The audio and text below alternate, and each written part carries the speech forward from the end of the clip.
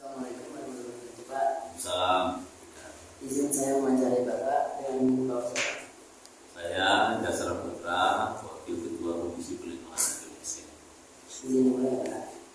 Yang nomor 1, apa yang dimaksud gotong royong dari perspektif pelindungan anak? Ya, gotong royong ini merupakan mandat ya di Pancasila ya, terutama sila ketiga Persatuan Indonesia, di mana gotong royong merupakan semangat dari budaya bangsa yang sudah cukup lama. Nah, oleh sebab itu kalau kita tarik dalam perlindungan anak di Undang-Undang Perlindungan Anak sendiri, itu disebutkan bahwa yang bertanggung jawab melindungi anak itu ada orang tua, ada keluarga, ada pemerintah daerah, dan masyarakat. Nah, di masyarakat itu banyak hal ya, ada media massa, ada dunia usaha, dan termasuk juga lembaga-lembaga perlindungan anak yang betul di masyarakat.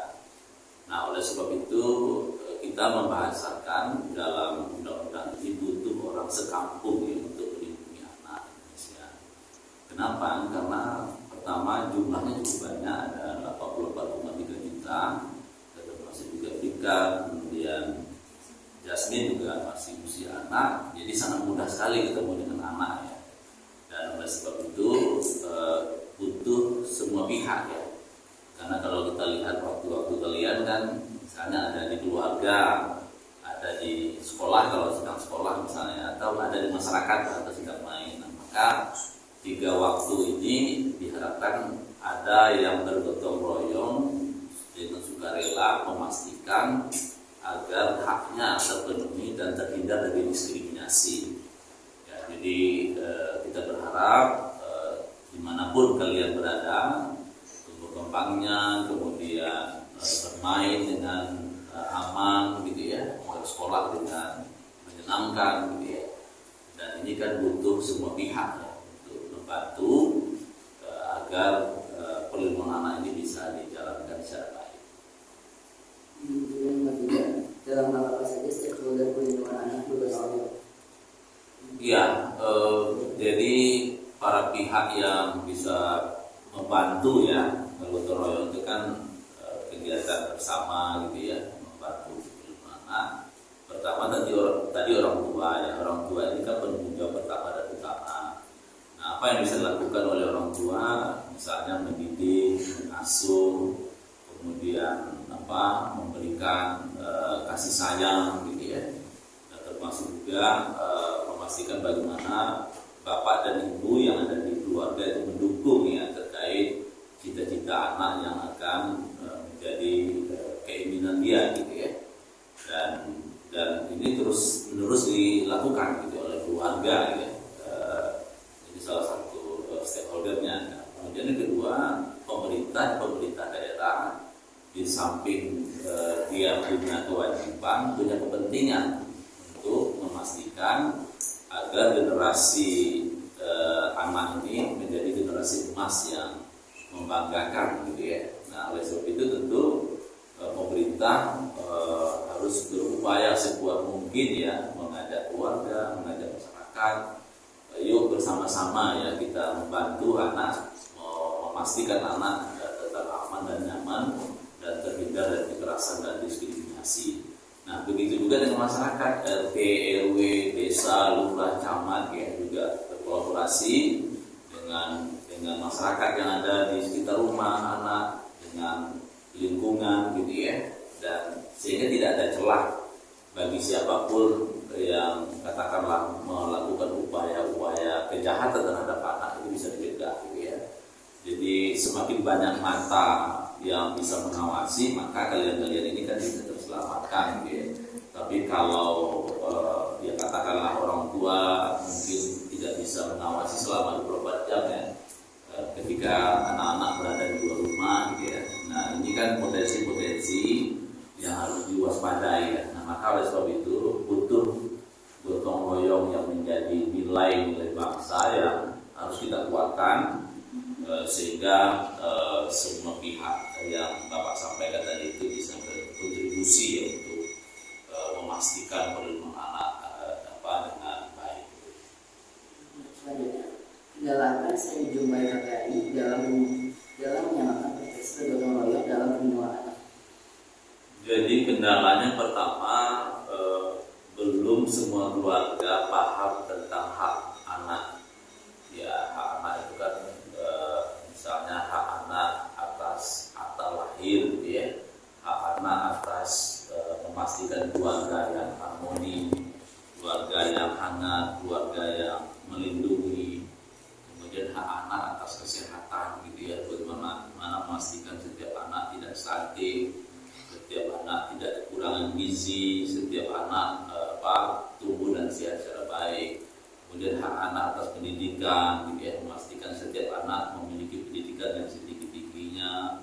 Kemudian memastikan anak bisa bermain di tempat yang aman, yang menyenangkan, ya, di lingkungan yang mendukung, gitu ya. Nah, ini hak-hak yang harus dipahami oleh keluarga. Nah, banyak keluarga belum memahami hak-hak ini, gitu ya, sehingga ini menjadi hambatan, ya. Karena kalau kita lihat dari 24 jam waktu anak, sebagian besar itu kan berada di keluarga. Nah, jadi kita berharap keluarga ini bisa mendukung, gitu. Nah, tapi tantangannya hari ini keluarga kita itu beragam, gitu ya, baik itu beragam dari sisi ekonomi, dari sisi pengetahuan, kemudian sisi geografis, gitu ya. Dan kita tentu keberagaman ini harus mampu dilihat bagaimana menguatkan perlindungan anak, gitu ya. Dan tentu menjadi tantangan bagi KPAI dan bagi para pihak untuk memastikan itu. Nah, tantangan lain adalah di pemerintah dan pemerintah daerah yang perlu didorong untuk bekerja secara kuat dan secara serius memastikan anak ini terlindungi haknya. Ya, tadi soal misalnya bagaimana pemenuhan pendidikan, ya, dan itu pemerintah daerah berkewajiban menyiapkan fasilitas pendidikan, ya, satuan-satuan pendidikan mulai dari PAUD sampai ke perguruan tinggi, ya. Kemudian juga begitu seperti kesehatan, ya, bagaimana memastikan ketika anak diupayakan bagaimana bisa sehat, lingkungan yang sehat, lingkungan hidup bersih dan sehat, gitu ya. Dan jika dia sakit dipastikan ada BPJS-nya, ada layanan kesehatan yang bisa diakses, gitu ya. Kemudian juga dipastikan pengobatannya secara tuntas, ya. Nah, problem lain juga yang dihadapi adalah di tingkat masyarakat, terutama masyarakat kota. Kalau ada kasus kekerasan terhadap anak, kadang-kala cenderung lingkungan itu apa, gitu ya, karena menganggap itu bukan urusan saya, bukan keluarga saya, gitu ya. Padahal itu pandangan lama, ya, pandangan baru itu menyatakan setiap anak dimanapun berada itu adalah anak kita semua. Dan oleh sebab itu lingkungan harus bertanggung jawab, masyarakat harus bertanggung jawab. Karena kalau terjadi kekerasan dan kita abai, lalai dan tidak mau peduli, maka kepolisian itu bisa meminta keterangan dari siapa yang menyaksikan, mendengar, ya, ada kekerasan, ya. Ya, oleh sebab itu kita berharap ke depan bagaimana semangat gotong royong yang sangat luar biasa tadi, ya, dengan prinsip bahwa setiap anak itu adalah anak kita semua, setiap anak punya hak hidup dan tumbuh dan berkembang dan berpartisipasi secara baik. Maka ini butuh dukungan seluas-luasnya, butuh kerjasama yang sebanyak-banyaknya, dan semakin banyak yang peduli, sekecil apapun kepedulian itu sangat penting bagi tumbuh kembang anak kita ke depan. Bagaimana KPAI melindungi keberagaman yang melekat pada suara Indonesia? Ya, jadi prinsip perlindungan anak yang kita ratifikasi di Konvensi Anak melalui Kepres tahun 36 tahun 90 itu menyatakan ada 4 prinsip perlindungan anak. 1, non-diskriminasi. Nah, jadi non-diskriminasi ini tidak boleh ada siapapun itu, baik perorangan maupun pemerintah daerah, karena dia beda suku, beda agama, beda keturunan, beda urutan kelahiran, beda tempat tinggal, lalu kita mengabaikan, gitu ya. Dan termasuk juga dunia pendidikan, ya, tidak boleh ada diskriminasi. Dan dengan pola seperti itulah kita menjaga keberagaman itu, gitu ya. Karena kalau kita melakukan diskriminasi, maka keberagaman itu akan menjadi potensi perpecahan, potensi kita tidak bisa bersatu sebagai bagaimana di dalam Pancasila itu persatuan Indonesia gitu ya. Nah, kemudian prinsip yang kedua adalah prinsip terkait tumbuh kembang anak gitu ya. Jadi semua upaya, semua kegiatan-kegiatan dilakukan memastikan bagaimana anak-anak ini tumbuh dengan sesuai dengan usianya, kemudian berkembang sesuai dengan usianya. Nah, dengan seperti itu, dengan keberagaman itu, maka anak-anak kita ini bisa mencapai periode emas yang diinginkan. Nah, yang ketiga yaitu prinsip kepentingan terbaik bagi anak. Jangan sampai orang dewasa membuat program, membuat kegiatan kepentingan dirinya, bukan untuk kepentingan anak. Nah, kepentingan anak ini kan beragam ya. Kita lihat saja mungkin cara makannya saja, misalnya untuk makan siang menunya bisa berbeda kan. Ada yang suka ayam, ada yang suka ikan gitu. Itu kan sudah keberagaman gitu ya. Nah, bagaimana melihat kepentingan itu harus dipenuhi gitu ya. Terutama tadi di keluarga juga paham gitu ya, berdiskusi bagaimana melihat keberagaman itu tetap titik beratnya adalah untuk kepentingan anak. Nah, yang terakhir yaitu partisipasi anak, pendapat anak ini penting karena kalau proses dialog itu tidak dilakukan biasanya muncul konflik. Keberagaman itu bisa menjadi masalah. Tapi kalau ada dialog, biar baik di tingkat keluarga, di tingkat sekolah, kemudian di tingkat antar anak gitu ya, antar kelas, itu dialog secara baik, menyenangkan gitu ya, memahami dan mengerti keberagaman gitu ya, dan memahami bagaimana cara bertoleransi, berkomunikasi, maka ini tentu menjadi kekuatan kita ya untuk agar keberagaman ini tidak menjadi konflik yang tidak diperlukan.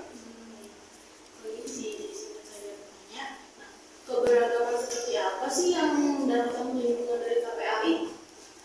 Ya, jadi di Undang-Undang Perlindungan Anak itu setiap anak itu memiliki hak untuk dilindungi, gitu ya. Dan ketika ada anak yang beragam agama, gitu ya, ini juga menjadi fokus kita, gitu ya.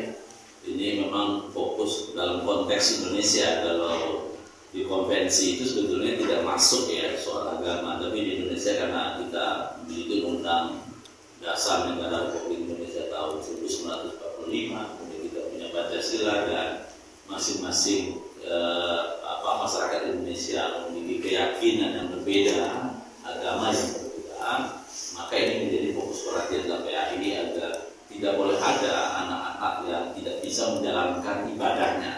Karena dalam Undang-Undang Perlindungan Anak itu disebutkan setiap anak berkewajiban menjalankan ibadah sesuai dengan agamanya. Nah, maka ini menjadi fokus KPAI. Nah, kemudian yang kedua, sebetulnya ada sekitar 15 jenis ya anak-anak yang dalam perlindungan khusus itu atau dalam keberagaman dalam lebih luas gitu ya. Ada anak dengan HIV/AIDS, anak disabilitas gitu ya, kemudian anak yang terpapar dengan pornografi, kemudian anak yang mengalami korban kekerasan baik fisik, psikis dan seksual, kemudian anak yang salah asuh oleh orang tuanya sehingga mengalami kekerasan, kemudian anak yang dieksploitasi secara seksual. Nah, ini adalah keberagaman yang dilindungi oleh KPAI atau kalau kami membingkainya disebut dengan perlindungan khusus anak. Butuh intervensi, butuh pendekatan, penyelesaian secara cepat, secara tuntas,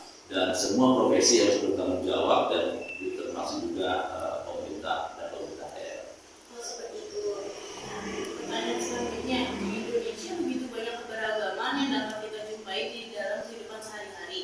Anak seperti apa saja yang berdasarkan keragaman tersebut, anak yang bagaimana saja yang mendapatkan perlindungan dari KPAI. Ya, jadi tadi ada 15 jenis ya, kemudian Bapak tambahkan, ada juga misalnya kalau dari sisi etnik itu kan ada anak suku pedalaman, anak adat gitu ya. Ini juga menjadi perlindungan kita dari sisi apanya, dari sisi pendidikannya ya, walaupun dia anak seperti di Jambi itu kan ada anak rimba misalnya.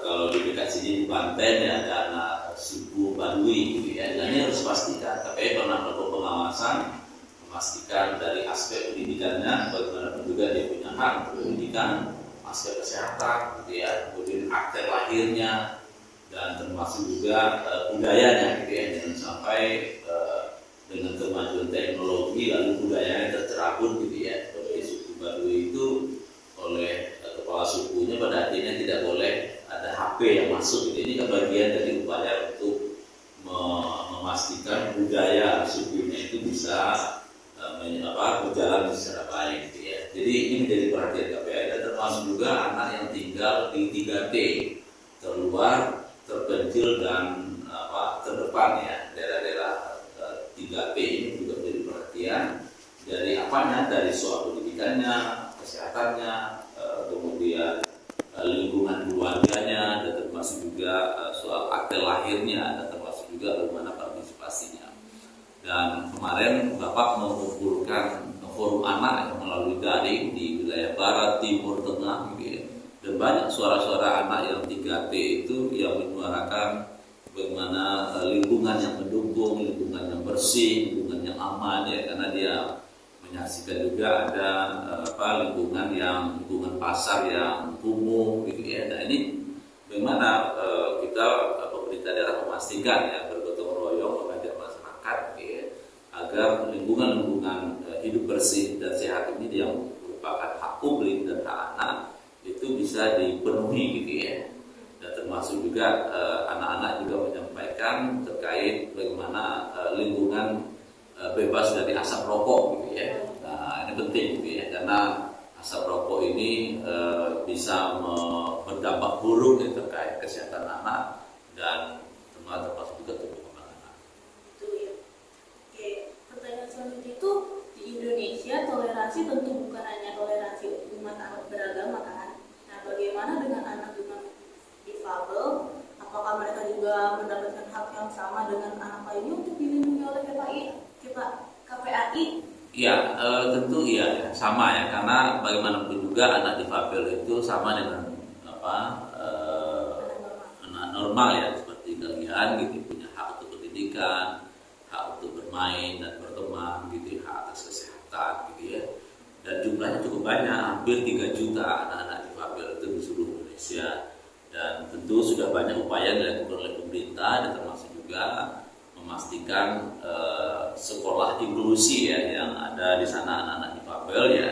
Namun tantangannya kadang-kadang sekolah inklusi ini kan sosialisasinya kurang gitu ya. Sehingga kalian nggak tahu mana anak difabel mana yang enggak gitu ya. Seharusnya sekolah harus mensosialisasikan, memberitahu kalau berkomunikasi dengan anak difabel caranya begini ya, karena kan jenis difabel itu kan macam-macam gitu ya. Kalau berteman caranya begini, kalau ingin membantu caranya begini gitu ya. Dan sehingga antar anak juga ikut melindungi, ikut membantu ya, ikut bergotong royong bagaimana dia juga punya hak untuk atas pendidikan. Nah kemudian anak difabel ini kita juga masih menemukan bagaimana dukungan keluarga ya, ini harus dikuatkan karena sebagian waktu itu kan banyak di keluarga ya. Jadi tentu keluarga harus siap, harus mampu gitu ya. Kalau dia tidak mampu, pemerintah harus memampukan gitu ya. Apakah memampukan dari sisi komunikasi kah, soal parentingnya, cara mengasuh anak difabel gitu ya. Dan ini penting ya. Dan kita Indonesia sudah memiliki undang-undang tentang disabilitas ya, yang dimana di sana sangat kuat terkait penghormatan, perlindungan dan pemenuhan ya, termasuk juga memastikan bagaimana dia bisa hidup secara mandiri gitu ya. Karena teman-teman difabel itu sebetulnya dia pengen mandiri juga ya. Dan oleh sebab itu harus ada upaya membantu dia supaya bisa mandiri gitu ya. Misalnya kalau dia teman-teman difabel kursi roda ya, tentu ada kursi roda yang pakai matic dan seterusnya ya, teknologi yang sudah mulai bagus ya, itu mungkin upaya-upaya dia, tapi juga akses menuju, dan kalau dia sekolah misalnya bagaimana memastikan trotoarnya gitu ya, jangan sampai dia berbaur dengan jalan raya mobil dan motor ya. Tentu harus ada jalan khusus bagi apakah trotoar yang luas yang bisa diakses gitu ya. Dan ini penting gitu ya. Jadi KPAI masih melihat perlu kerjasama atau gotong royong bersama kita memastikan bagaimana sumber daya manusia teman-teman difabel ini pendidikannya terus ditingkatkan gitu ya. Karena masih banyak anak-anak difabel ini disembunyikan oleh keluarga ya, karena malu, kemudian nggak mau menyekolahkan dan seterusnya gitu ya. Kemudian yang kedua, infrastrukturnya, sekolahnya ya, sekolah inklusi harus ditingkatkan. Kalau memang diperlukan shadow teacher, harus ada shadow teacher atau guru pendampingnya, sehingga anak difabel ini bisa belajar ya, mengikuti pelajaran dengan anak-anak normal yang ada di kelas. Dan begitu juga ketika terjadi kekerasan gitu ya, itu harus penanganannya harus cepat gitu ya. Kemudian pengobatannya harus tuntas gitu ya. Kemudian termasuk juga kalau memang terkait ada dugaan tindak pidana, ya tentu ada proses di kepolisian. Terus bagaimana menurut Bapak ketika anak dengan disabilitas di tempat yang sama bukan difabel? Iya, jadi anak difabel maupun non difabel itu tidak ada masalah ya. Bahkan di dunia pendidikan itu ada sekolah inklusi gitu ya. Nah, tinggal lagi bagaimana mensosialisasikan dengan teman-temannya kondisi difabelnya gitu, sehingga teman-teman non difabel memahami dan mengerti kalau ingin berkomunikasi, ingin membantu anak difabel caranya bagaimana gitu ya, sehingga akses informasi, akses komunikasi itu tidak menjadi hambatan ya bagi teman-teman difabel maupun non difabel. Jadi tetap bercampur baur, dan memang anak-anak difabel itu pengen berkembang gitu ya. Cuman mungkin karena komunikasi terbatas, misalnya kalau dia tuli gitu ya, ya tentu harus ada bahasa isyarat yang bisa berkomunikasi ya. Kemudian kalau dia misalnya tidak bisa melihat gitu ya, tentu harus ada memastikan bahasa suara yang bisa didengar gitu ya. Jadi alat teknologi hari ini sudah cukup banyak ya. Kita berharap tentu pemerintah terus mengembangkan ya alat teknologi itu teman-teman difabel atau anak-anak difabel, sehingga tidak ada halangan lagi ya terkait hak-hak difabel, dan termasuk juga perlindungannya ya tentu harus dipastikan maksimal. Bagaimana stakeholder di sekitar anak disabilitas tersebut harus bersikap? Iya, yang pertama kita harus paham bahwa ini difabelnya difabel apa. Ya tergantung anak difabelnya. Kita ya tadi Bapak sampaikan kalau misalnya ada di teman-teman sekolah kalian anak difabel misalnya soal emosi, ini kan ada juga dipancing sedikit langsung marah gitu ya. Nah ini kan harus ada kesabaran antar kalian untuk berkomunikasi dan jangan sering melakukan perundungan dengan dia gitu ya. Karena kalau dia siapapun ya tentu perundungan itu tidak boleh digunakan gitu ya. Jadi harus tahu kita difabelnya difabel apa, kalau biar nanti kita bisa melindungi gitu ya. Nah kemudian yang kedua, sekolah harus melakukan pemantauan gitu kalau memang itu berada di sekolah inklusi gitu ya. Guru juga seperti itu gitu ya. Apalagi kalau memang ada kasus misalnya perundungan, jangan menormalisasi, jangan menganggap itu biasa-biasa saja, itu hanya candaan antara anak gitu. Padahal anak difabel sendiri nggak suka dengan candaan itu gitu ya, dengan panggilan-panggilan yang bukan namanya misalnya, apalagi dengan kekerasan fisik gitu ya, memukul, kemudian melempar dan seterusnya ya, tentu ini bisa fatal gitu ya. Nah ini penting. Jadi Bapak membahasakannya itu bagaimana safe child guarding itu bisa berbunyi setiap saat. Kalau teman-teman pernah naik pesawat gitu, itu kan ada pramugari atau ada pilot menyampaikan silakan pasang seatbelt gitu ya. Kalau Anda sedang duduk tetap pasang seatbelt gitu ya.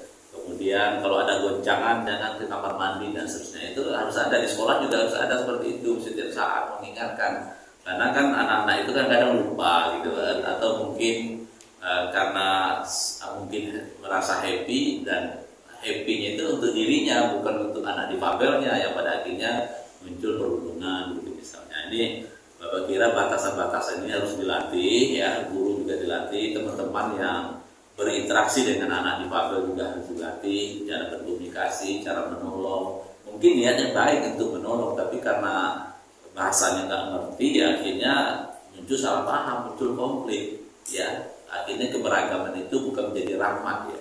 Padahal Allah itu menyatakan bahwa keberagaman itu adalah rahmat yang harus kita syukuri, yang harus kita jaga, yang ini menjadi kekuatan dan potensi besar bagi bangsa kita.